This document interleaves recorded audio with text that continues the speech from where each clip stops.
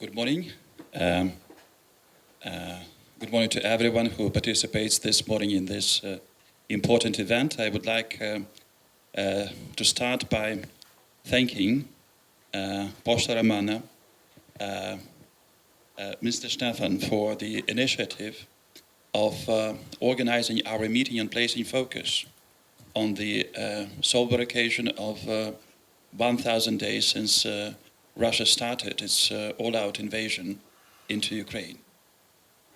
In the introduction, Mr. Stefan presented to us a fictionary scenario of Russia's invasion on Romanian territory, and it is frightening.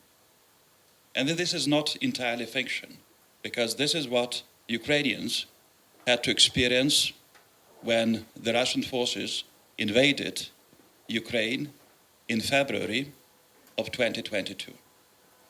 The missiles started to pound the cities and sleeping citizens early in the morning hours, whereas tens of thousands of Russian troops started to move on the Ukrainian territory with thousands of pieces of armory from different directions, from the south, from the east, and from the north. This is 1,000 days of war that no one wanted except one person, the Russian dictator Vladimir Putin. It is the war of his choice, because it was not necessity. It was a deliberate decision to invade an independent, sovereign European state. With all the consequences, awful consequences, and repercussions of the war, which we now know is the biggest war in Europe since World War II. We didn't know it on the 24th of February 2022 that this war will become the biggest war in Europe since World War II. But it became such. And it became such because the Ukrainian forces and the Ukrainian people and the Ukrainian leadership did not let the Russians execute their plans of conquering Ukraine, of conquering Kiev within 3 to 5 days. And this was the calculation. This war has inflicted enormous pain and suffering on the Ukrainian people. Tens of thousands of killed and wounded. Executions of civilians, enforced disappearances, rapes, tortures, mass killings of civilians in the areas which were occupied by the Russian forces, enormous destruction of economic potential of Ukraine and also of critical infrastructure.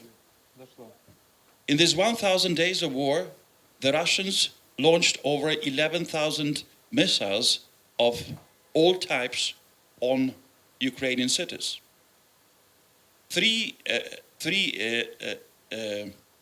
Over 75% of the targets of Russian missiles are civilian and critical infrastructure facilities.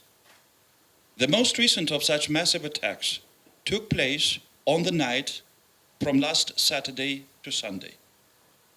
Over 200 missiles and drones were directed at different cities just across Ukraine, in nearly all oblasts. 120 missiles and over 90 attack drones, targeting Kyiv, Poltava, Odessa, Kharkiv, Dnipro, Lviv, Zakarpattia Oblast in the western Ukraine, all parts of the country. And the focus, again, the energy infrastructure and the critical infrastructure.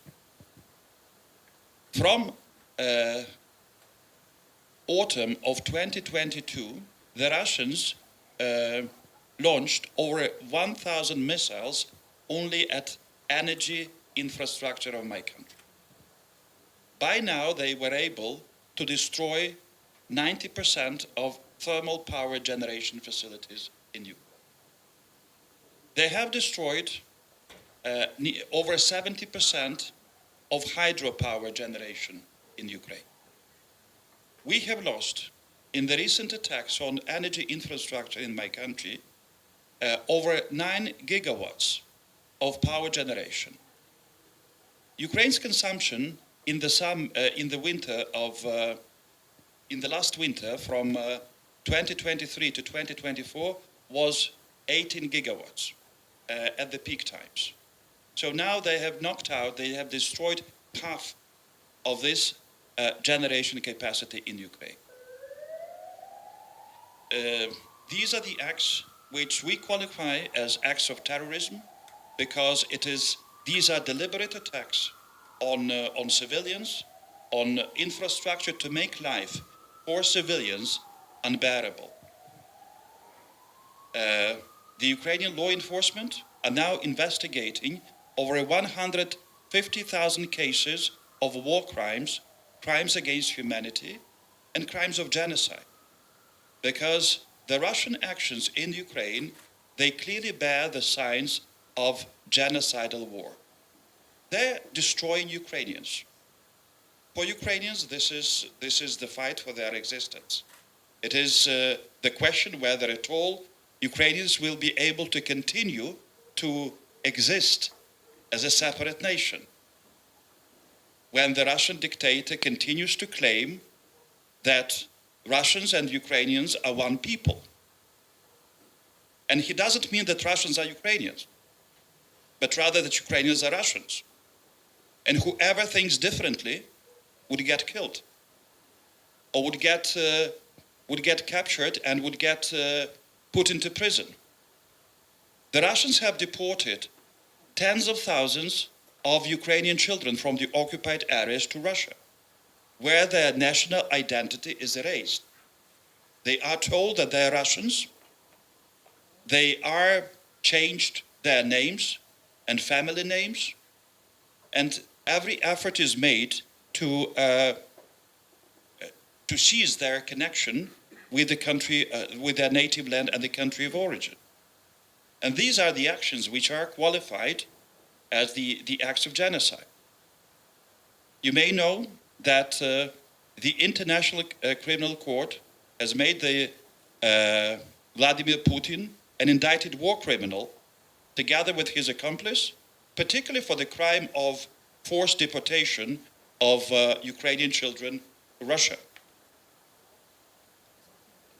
Other representatives of Russian military command have also been placed on the list of indicted war criminals for the crimes they have committed against the civilian population of Ukraine.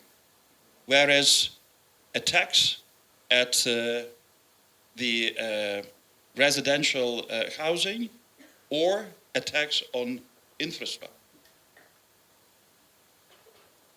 There are a number, apart from the event that we have today, there are a number of other events that were organized by different institutions yesterday and the day before yesterday in connection with the 1,000 days of Russia's invasion into Ukraine. Yesterday, a special session of the European Parliament was called, and it was addressed by President of Ukraine, Vladimir Zelensky. One day prior to that, there was a special meeting of the United Nations Security Council on the ministerial level addressing the topic of 1,000 days of Russia's invasion into Ukraine. This meeting was attended by Ukrainian foreign minister, where he spoke about the price of this war that we didn't want. And this price is very high. It is extremely high for the Ukrainians because, after all, Ukrainians are paying the ultimate price. They are paying with blood for their choice of being within Europe, being a member of the European Union, being a member of NATO, for their right to exist as a separate nation and to make their own decisions about the future of the nation. This price is very high. We also pay a very high economic price. In the past months, all of Ukrainian budget is directed towards defense forces to maintain the Ukrainian military, the defense forces, and also to maintain the Ukrainian defense production, which we have been able to significantly increase in the past year. The price is high also for our partners who are supporting us and assisting us, and we are grateful for that. It is the military assistance that Ukraine receives, financial assistance, economic, humanitarian. We are very grateful for that. The price is high, but the price will be much higher if we are not able to stop the Russian advance. And this is our responsibility, that we feel that we cannot let the Russians to take an upper hand in this war and move further. They will not stop unless they stop. And it is far better, of course, for us, Ukraine, but for all Europeans, if they are stopped and pushed back from Ukraine. We do believe, and we are strongly convinced, that collectively, Ukraine and the world democratic countries are much stronger than Russia. We can stop them. The Ukrainian defense forces have showed that Ukrainian forces, that the Russian forces can be defeated. We destroyed this myth of invincibility of Russian forces by liberating large parts of the Ukrainian territory that were initially occupied by the Russians, but also by successfully executing the operation in the Kursk Oblast. That was a defense operation. What Ukraine wants is the Russians to leave Ukrainian territory and leave Ukrainians alone and let us live and build our own life. This is what we want. Collectively, we will be able to win them, but we must stay united. They continue to aim at disrupting our unity, and this is what we must not let happen. I want also to note and take this opportunity of the presence of State Secretary Tinka to thank for the support and assistance that we have been receiving from Romania as a country in Ukraine, and also support and assistance that were extended to Ukrainian citizens that were fleeing Russian missiles and Russian bombs from the very first days of the Russian invasion. That meant a lot to us, to know that so many people were able to find safety and refuge on the territory of Romania, find warmth, hospitality. We also appreciate the political support and assistance and a very strong common position, placing emphasis on the need to fully renew respect to the norms of international law, the sovereignty, territorial integrity, internationally recognized borders of Ukraine. That's important for us. Just as that when this special meeting of the UN Security Council took place 2 days ago, there was also a representative of Romania speaking at this meeting in support of Ukraine and arguing for our position and for the values and principles that we share. So I would stop here and let other speakers. Thank you.